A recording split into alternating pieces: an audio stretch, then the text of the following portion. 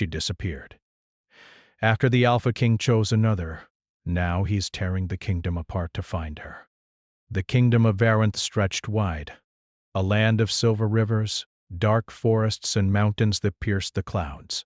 Its people whispered stories of the Alpha King, a ruler born of blood and shadow, whose crown carried an ancient curse. The crown was no ordinary crown. It pulsed with magic, a force older than the first king, tied to the balance of life and the kingdom. It demanded a Luna Queen, a woman whose blood could calm the curse, whose presence could hold the storm that lived within the Alpha. Without her, the kingdom would crumble, and the Alpha himself would be lost to fury and darkness. The Alpha King, Kalen, stood on the high balcony of the palace, his eyes scanning the court gathered below. The sun reflected off the banners of silver and crimson, flickering against the stone walls, painting everything in a mixture of glory and tension. Today was the choosing, the day the law of the crown would select a Luna Queen to bind with the Alpha. Tradition demanded it. Magic demanded it. And Kalen dreaded it. He had known her since childhood. She had been his quiet shadow, his constant in the nights filled with duty and rage. She had no title, no name in the songs, but in his heart, she was the one who had held him steady when no one else could. Her presence had been a whisper against the roaring storm of his nature, softening his anger, calming the wildness that thrummed in his veins. Yet today, as the court waited, the law called for choice, and the choice would not be her. The palace hall was silent except for the soft rustle of silk and the faint clatter of armored guards. The nobles watched, eyes sharp, hearts racing, each of them eager to see who would claim the Luna Queen's honor.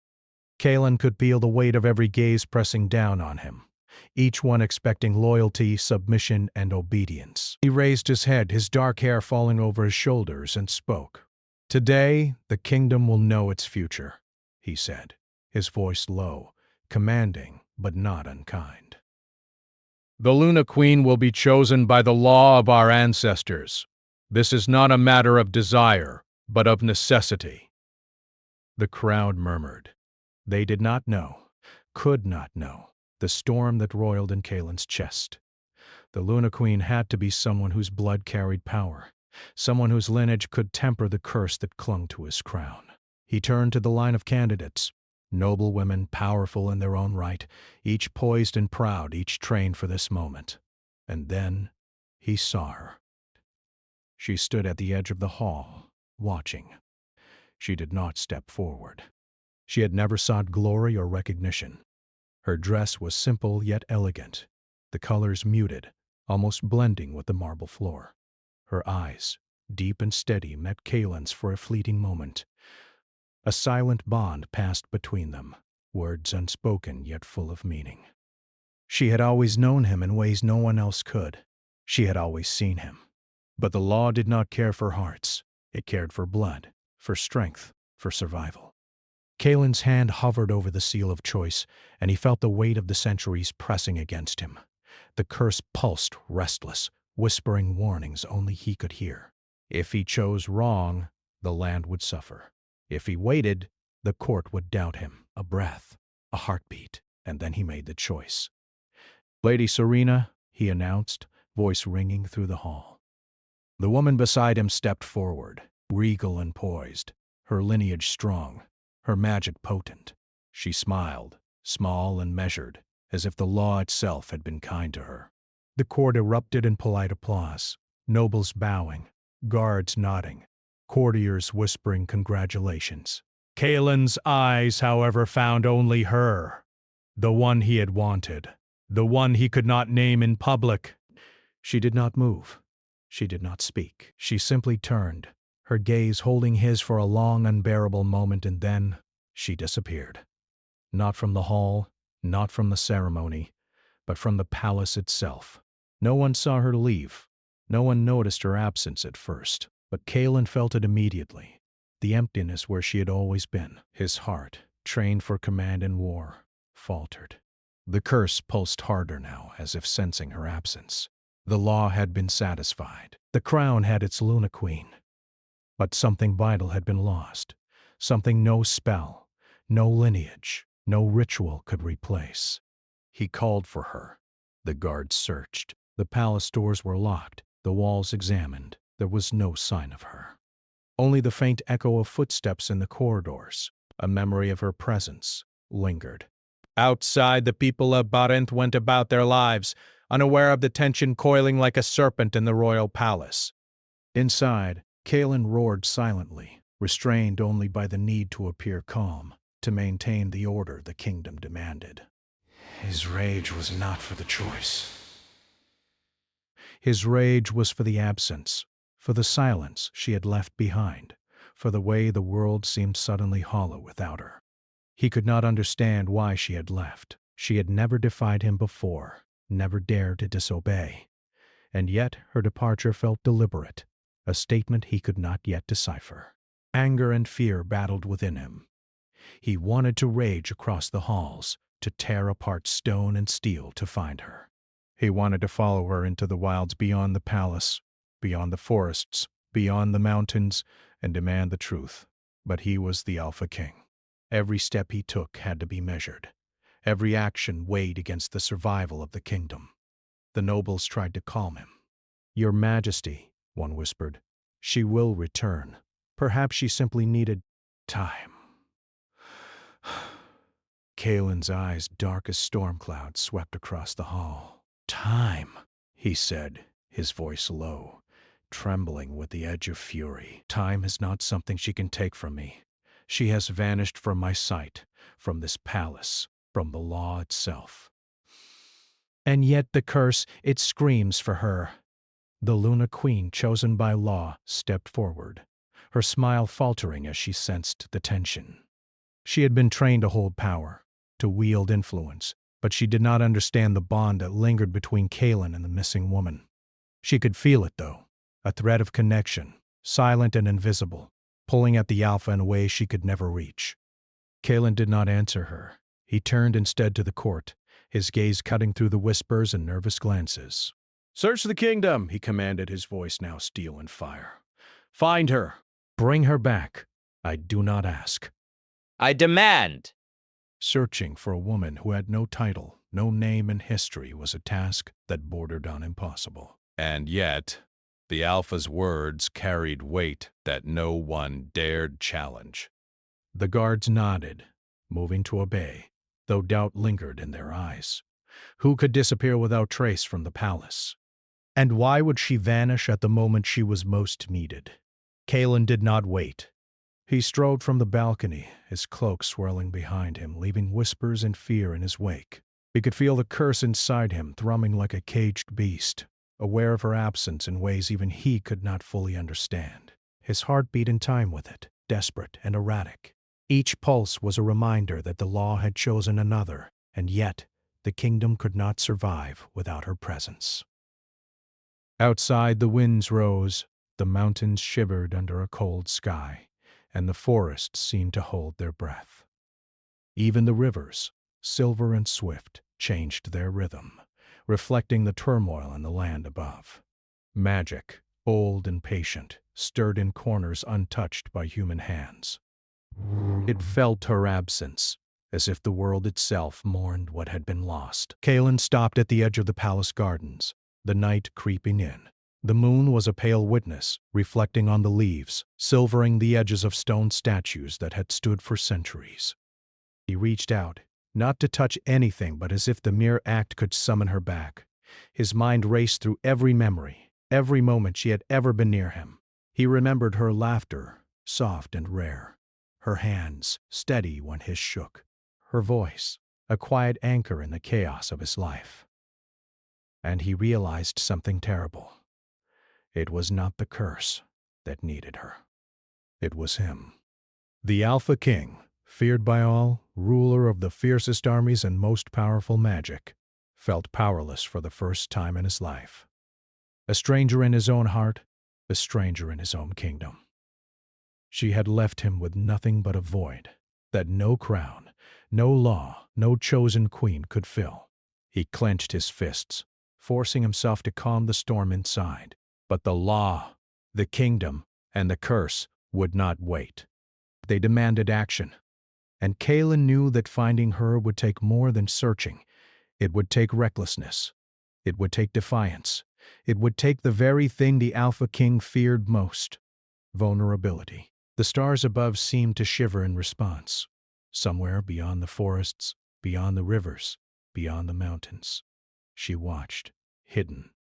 She had chosen her path, and now Kalen would have to choose his, without knowing if it could ever lead them back to each other. The night deepened, heavy with promise and peril. The palace was silent but for the restless echoes of the Alpha King's heart, and as the wind carried whispers of the past, of choices made and bonds broken, one truth remained clear: he would not rest until he found her. But even Kalen did not know what he would find when he did. The kingdom of Erinth, once orderly and proud, now trembled. Storm clouds hung low over the mountains, and the rivers that had gleamed like silver now ran dark and heavy with debris. The forests, dense and ancient, whispered rumors among their shadows. Even the wind seemed to carry warnings of the Alpha King's unrest. Kalen, though feared by all, felt the kingdom slipping through his fingers, and he knew why. She was gone. Not just gone from the palace, not just gone from the choosing, but vanished from the threads of his life entirely. And with her absence came a danger far worse than armies or rebellion: chaos. The curse embedded in his crown, quiet for centuries when she had been near, now thrashed and roared like a wounded beast. It twisted his nights into nightmares and his days into restless marches across halls that felt colder than stone. The Luna Queen, chosen by law, Lady Serena, tried to guide him, to anchor him in public. But the magic that had bound her to him in title could not bind his heart, nor could it silence the longing that clawed through him for the woman who had vanished. She was not of noble lineage, not of great power, and yet she had been the only one capable of keeping the curse contained. Without her, Serena's presence was hollow, the rituals empty, the ceremonies meaningless. Kalen's anger grew as the days passed. His search became methodical at first, sending out knights, scouts, and spies to every corner of the kingdom. Villages were visited, inns questioned, forests scoured, but each step brought only silence or whispers of someone seen and then gone. Rumors of a shadow in the wilds, a fleeting figure moving like wind among the ruins. His frustration was as sharp as steel. The more he looked, the more the curse stirred. Storms erupted without warning, rivers flooded, and wolves, his own pack, howled as if mourning something unseen. Meanwhile, she moved through the world unseen, living in ruins that had once belonged to kings and queens long forgotten. She took shelter in crumbling temples, ancient libraries, and abandoned towers. Her name, her identity, was hidden. No one knew her, and that was how she wanted it. Her magic, quiet but deep, had been growing in isolation. It had slept while she served the palace, but now it stretched, awakening to the wild freedom she had found.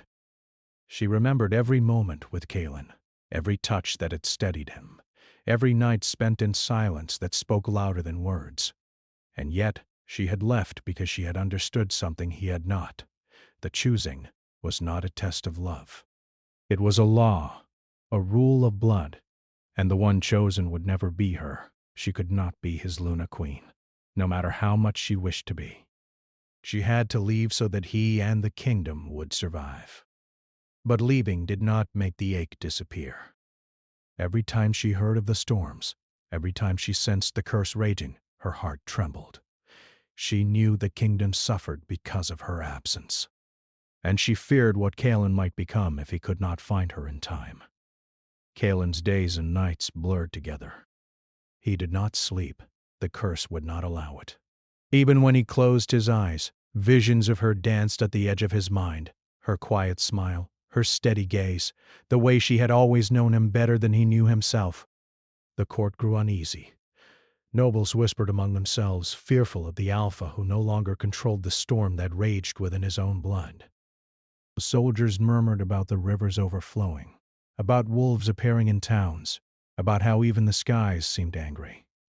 One night Kalen stood on the edge of the palace balcony, rain soaking his dark hair, lightning flashing across the horizon. He felt the curse thrash, felt the kingdom tremble beneath him, and he realized that it was not just the land that suffered.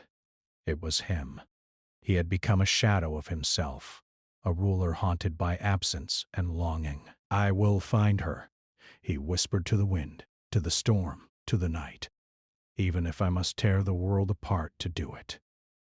The next morning he ordered the royal scouts to expand their search. Every village, every border, every hidden path through the mountains was to be scoured. But the reports came back empty or contradictory. Some claimed to have seen a woman with dark hair, moving like a ghost through the forests.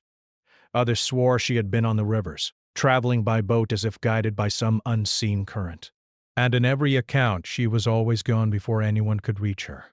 In the forest, she felt him searching, almost like a pulse in the wind, a heartbeat in the trees. Her magic had grown, yes, but it had also made her aware of his presence even when he was miles away. She did not want him to find her, not yet. She had to understand her own power, the truth of her blood, and the secret of the curse that had bound him all these years. One evening, as she rested in a ruined temple, she uncovered a fragment of an old scroll hidden beneath centuries of dust. It spoke of the Alpha King's curse, of the blood of the true companion that could bind it, and of the consequences of choosing wrongly. Her heart tightened as she read.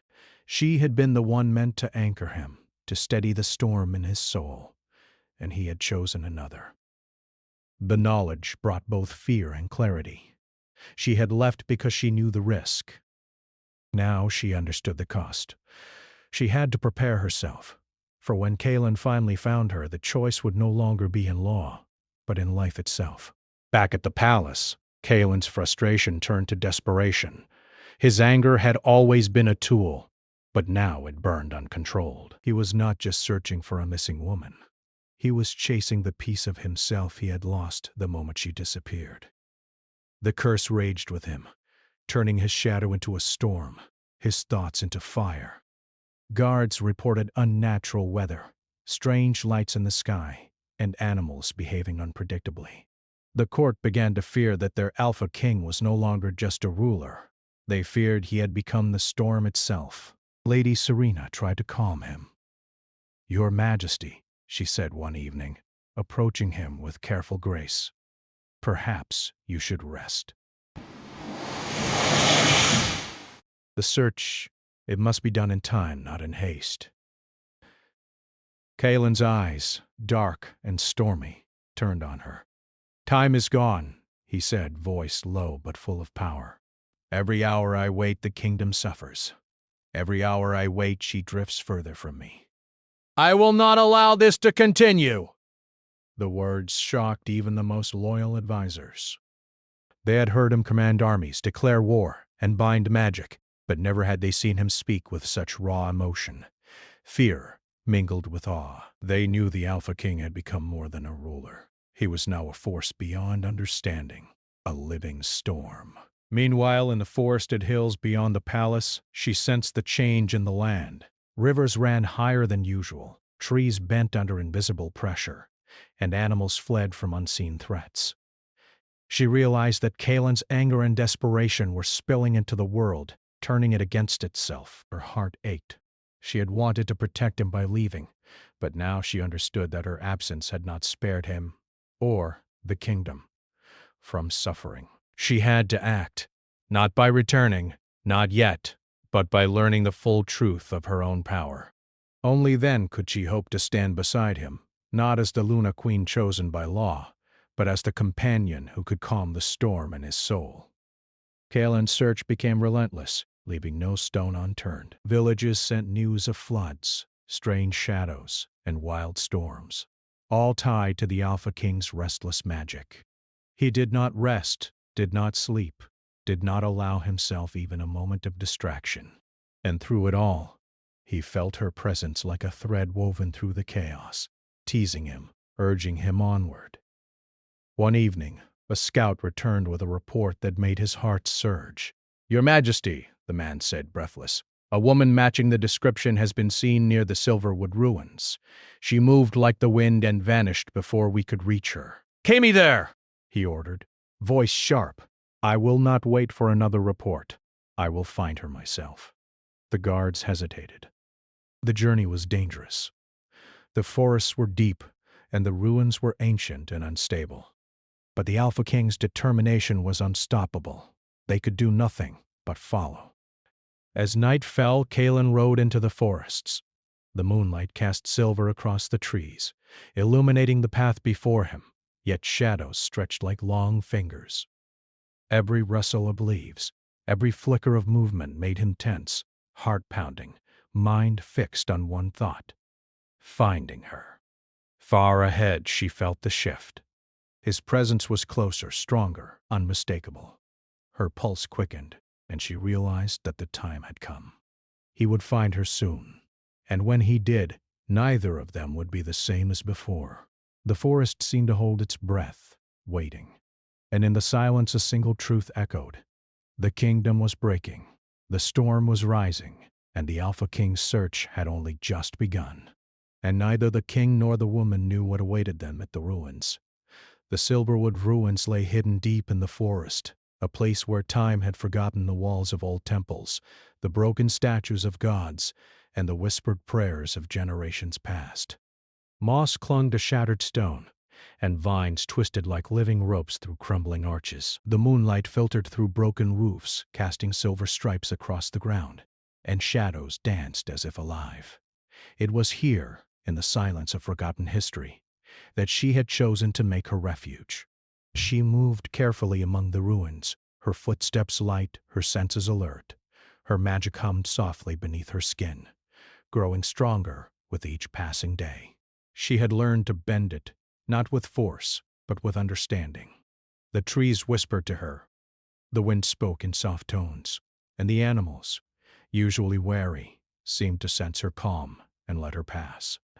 She had trained herself to be invisible, untouchable, and yet her heart was a storm she could not hide. She felt him first, a presence that did not belong to the forest, a weight in the air, a pulse in the ground.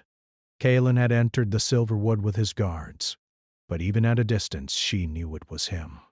The Alpha King, feared by the kingdom, ruler of armies and storms, moved like a shadow through the ruins. Every instinct screamed at her that he had come for her, and that neither of them would leave unchanged. Kalen's eyes, dark and stormy, scanned the ruins. His senses, sharpened by magic and by instinct, guided him through the twisted paths of the forest. Every step, every sound, every shift of light made him certain she was near. The curse within him pulsed stronger, reacting to her absence and now to her proximity. His heart, long hardened by duty and rage, thudded in a way it had not since he first saw her as a child. He stopped at the base of a collapsed archway and whispered her name. "Elara," he said, voice low but carrying through the ruins. The sound was more than a name. It was a call, a plea, a command. And in the shadows, she heard it. Her chest tightened. She had known he would find her, but hearing him call her name, feeling the weight of his presence, made the forest itself seem smaller. She stepped from behind a broken wall, her hair catching the silver moonlight, her eyes fixed on him. For a long moment, neither moved. Kalen's guards halted at a distance, sensing the tension and understanding that this moment was not theirs to intervene. The Alpha King had searched for weeks, driven by desperation and longing, but now, face to face, he seemed almost small, human. She saw it in him, the raw, untempered grief of absence, the fire of anger restrained by love, the storm that raged both within and without. "Elara," he said again, stepping forward, the weight of his crown forgotten for a moment, his focus entirely on her. "Why did you leave?" She shook her head, silent at first, letting the wind carry her thoughts. "I could not stay," she said softly. "Not then. You had to choose, and the law—" "The law does not bend for love. It demands obedience." "I could not be your Luna Queen, Kalen, but I did not want you to suffer because of me." He closed the distance between them, his steps heavy but controlled, as if every movement was a battle against the curse inside him. "Do you think leaving me kept me safe?" he asked, voice raw with emotion. "Do you think my heart, my kingdom, or my soul could survive without you? Do you think this? He gestured at the ruined forest. The storm in the skies above, the unrest spreading like wildfire, would have spared anyone. She met his gaze, unwavering. I hoped it would, she admitted. But it did not. And I see now. I see that my absence has caused more harm than good. I never wanted this, Kaelin. I never wanted you to break because of me.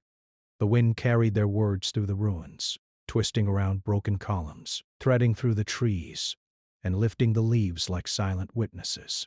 Kaelin's hands, strong and calloused from years of command, reached for her, but hesitated. The moment was fragile, like glass. One wrong move, one burst of anger, and the storm would consume them both. You do not understand, he said, his voice trembling slightly, a crack in the armor of the Alpha. Without you, the curse it grows. Without you, I am lost. The kingdom suffers.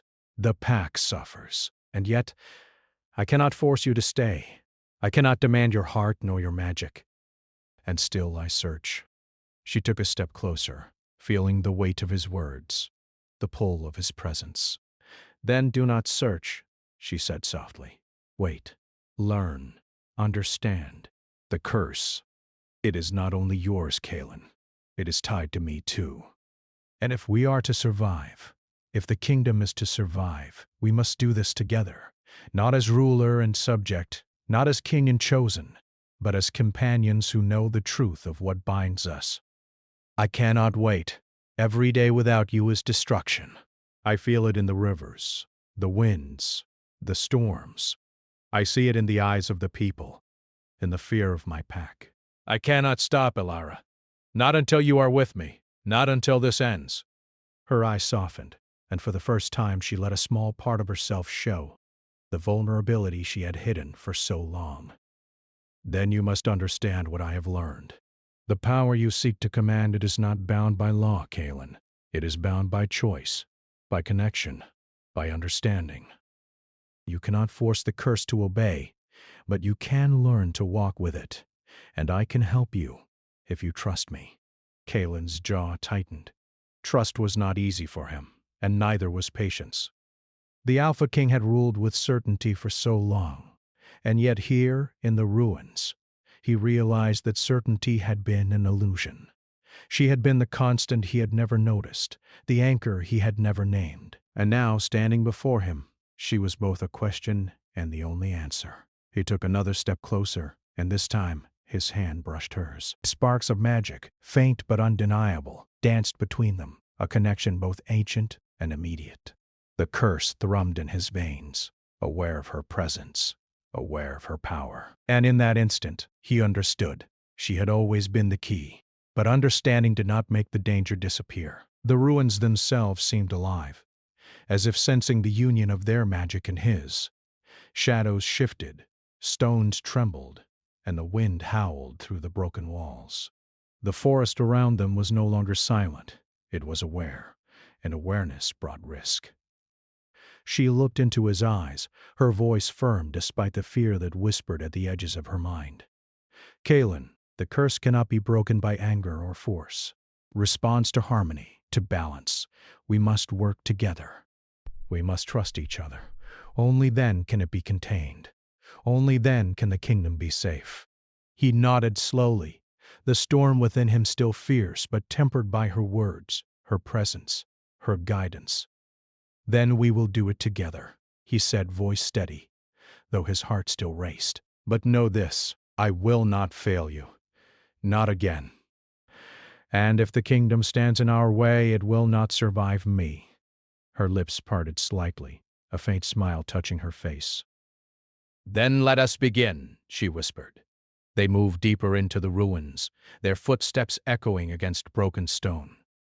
The magic in the air thickened, responding to their connection, a living thing coiling and shifting around them. Kaelin felt it pull at him, test him, push him to the limits of his power. And she felt it too, guiding him, tempering him, holding him steady when his own strength threatened to overwhelm. The night deepened, shadows stretching like silent witnesses. Storm clouds gathered above, reflecting the tension and power between them. The ruins, once a place of abandonment, became a crucible, a test of strength, trust, and heart. And both of them knew that what began here would change everything, not just for them, but for the kingdom itself. Hours passed in silence, in concentration, in the shared understanding of two hearts bound by duty, magic, and unspoken love. Each step was deliberate, each gesture a lesson, each breath a promise. And as dawn approached, the first light struck through the broken walls, illuminating them in a silver glow. Kaelin's hand still holding hers, the curse within him finally quieting, if only for a moment. Yet outside the ruins, beyond the trees and the hills, danger lingered. Forces who had watched the Alpha King grow in power, who had feared the rise of a companion strong enough to bind his curse, were stirring.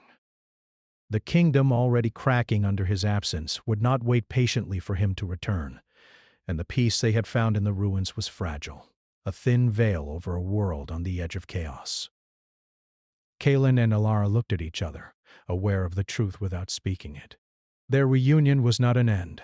It was the beginning of a greater struggle, a deeper test, and both knew that the path ahead would demand everything they had: courage, wisdom, and a bond stronger than fear, stronger than magic, stronger than law itself. And as the first rays of the sun lit the Silverwood, both of them understood that the storm had only just begun. The Silverwood ruins had seen centuries pass, yet tonight they held a tension unlike any before. The forest whispered warnings, the wind carried an electric pulse, and the trees themselves seemed to bend in anticipation. Kaelin and Alara stood together facing the unknown, their hands still brushed, their hearts still tethered, but both knew that reunion alone was not enough.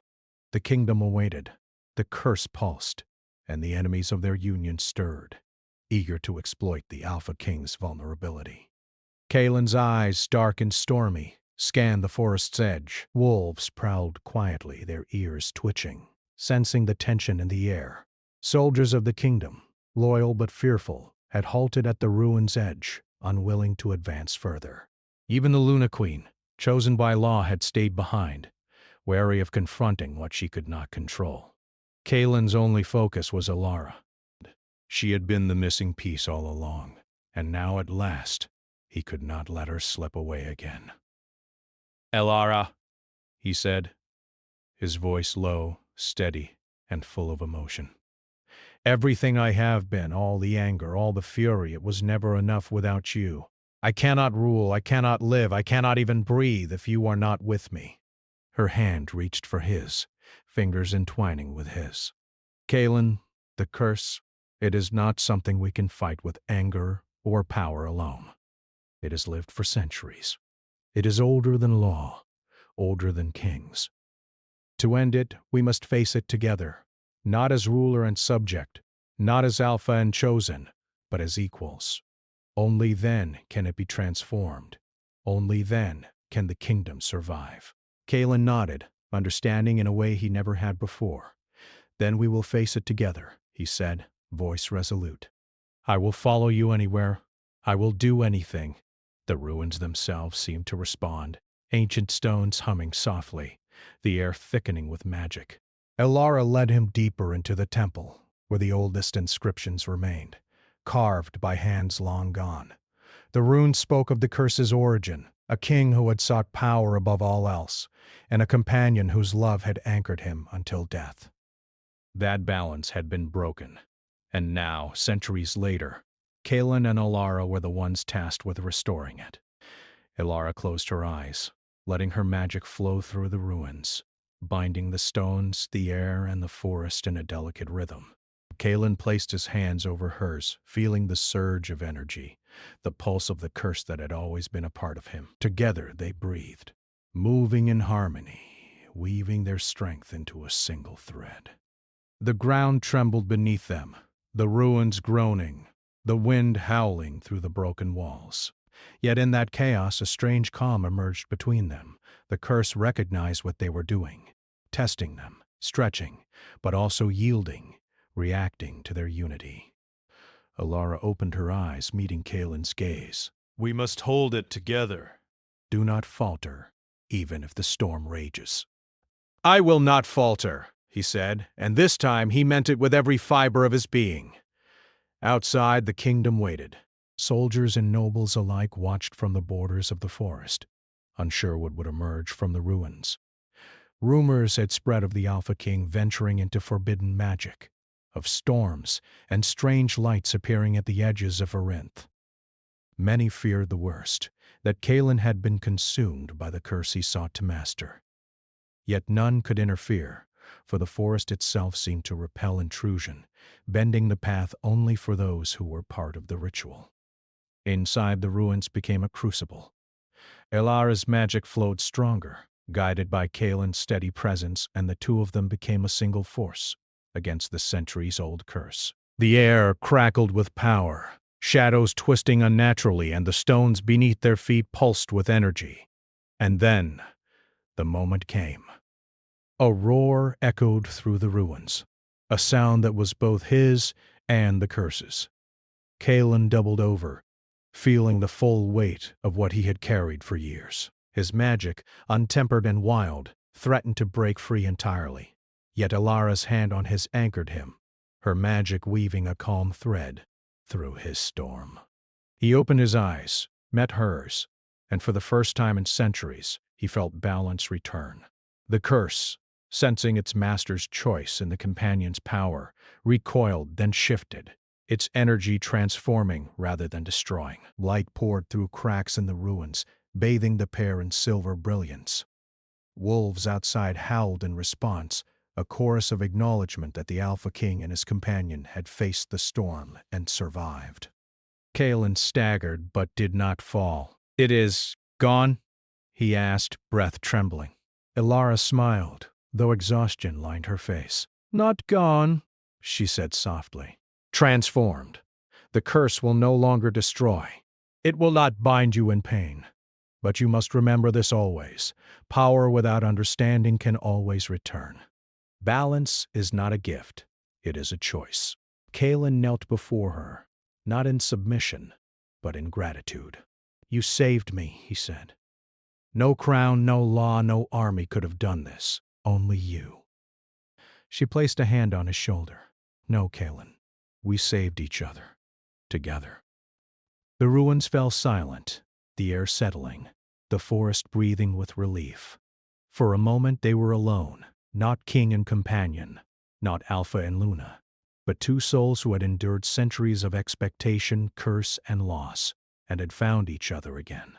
Yet their journey was not over. The kingdom awaited, and Kaelin knew that his actions, or inactions, would shape what came next. Soldiers had witnessed the storms, nobles had seen the lights, and the Luna Queen chosen by law was a presence he could not ignore. But the power he now held, tempered by Elara, gave him clarity. He would not return to the throne as a tyrant or a slave to magic. He would return as a king who understood the weight of his crown, the pulse of his kingdom, and the bond that mattered most. The journey back through the forest was quiet, deliberate.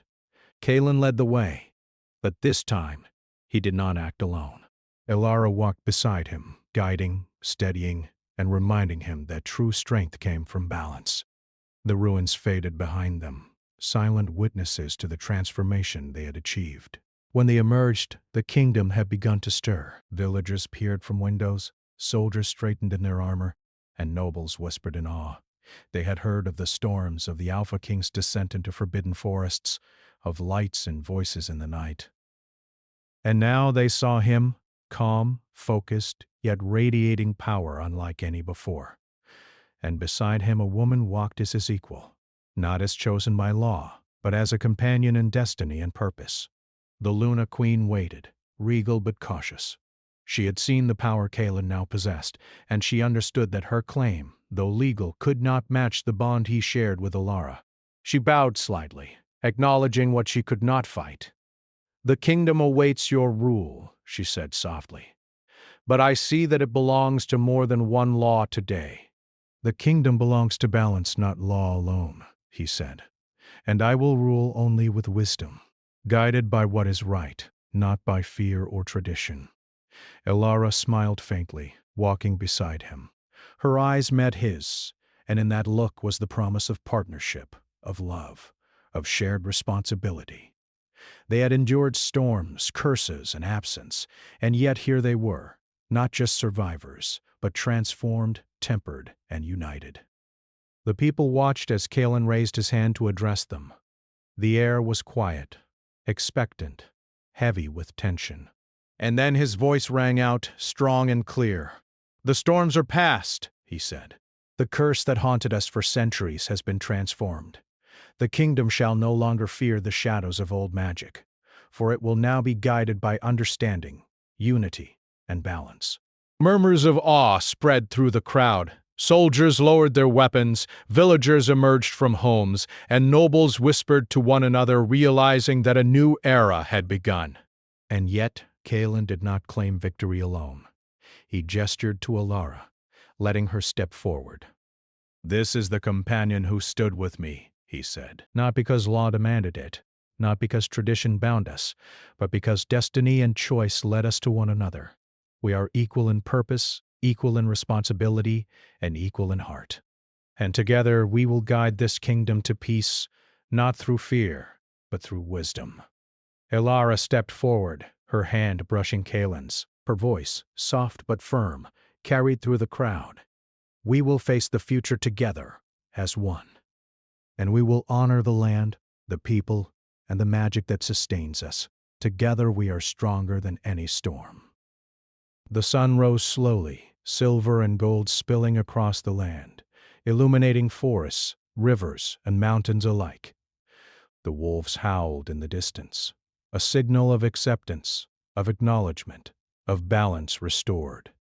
The curse, now transformed, pulsed quietly beneath Kalen's crown, no longer a threat, but a reminder of the journey they had endured. Kalen looked at Alara, and she looked back. No words were necessary. Their hands met, fingers entwined, hearts aligned. They had faced absence, rage, and ancient magic, and had emerged stronger, tempered, and whole. The kingdom of Werewolf began to breathe again, slowly but surely. Storms no longer raged unchecked. Rivers calmed. Forests stood steady, and the people, once fearful, began to rebuild with hope. And at the center of it all, the Alpha King and his companion walked together, not as ruler and subject, not as king and chosen, but as two hearts, two minds, and two souls united in destiny.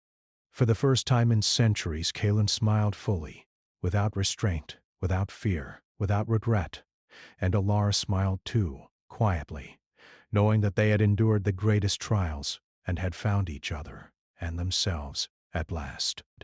The story of their storm, their curse, their love, and their courage would become legend. Bards would sing it, children would dream of it, and the kingdom of Arinth would never forget the night when the Alpha King and the woman who had vanished became the balance that saved them all. The wind carried their names together, Kalen and Alara, through forests, mountains, and rivers, whispering of storms conquered, curses transformed, and hearts reunited. And the world listened,